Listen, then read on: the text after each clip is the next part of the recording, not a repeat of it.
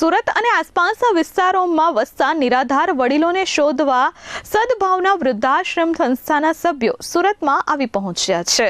સુરત અને આસપાસના વિસ્તારમાં રહેતા નિરાધાર વડીલોને શોધવા સદભાવના વૃદ્ધાશ્રમના સભ્યો અહીં પહોંચ્યા હતા। રાજકોટમાં સૌથી મોટો વૃદ્ધાશ્રમ બનાવવામાં આવી રહ્યો છે।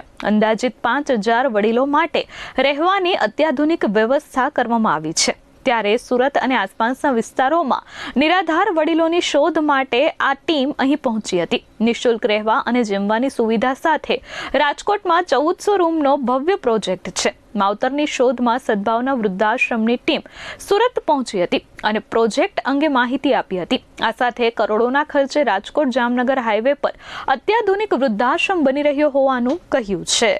મારું નામ ધીરેન્દ્ર કાનાબાર, બાજુમાં બેઠા છે રાજુભાઈ મહેતા। અમે સદભાવના વૃદ્ધાશ્રમમાંથી અત્યારે આવીએ છીએ। સંસ્થા આખા દેશમાંથી એવા વડીલોને નિઃશુલ્ક આવકારે છે જેને દીકરા નથી, જેની પાસે મોટી મિલકત નથી કે પેન્શનની કે એવી કોઈ આવક નથી। સંસ્થા આખા વિશ્વનો સૌથી મોટો વૃદ્ધાશ્રમ 5000 વડીલો રહી શકે એવો 1400 રૂમનો 500 કરોડને ખર્ચે રાજકોટ જામનગર હાઈવે ઉપર બનાવી રહી છે।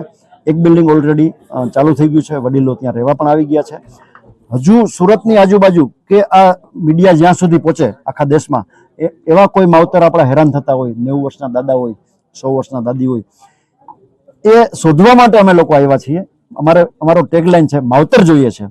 આ વિડીયો સાંભળનાર તમામને નમ્ર પ્રાર્થના છે, એકવાર સદભાવના વૃદ્ધાશ્રમ રાજકોટની મુલાકાતે જરૂરથી પધારજો। પ્રવેશ માટેનો અમારો મોબાઈલ નંબર 800002 8888। કોઈ પણને પ્રવેશ મેળવવો હોય તો આ નંબર ઉપર સંપર્ક કરી શકો છો। Bureau report S24 news Surat.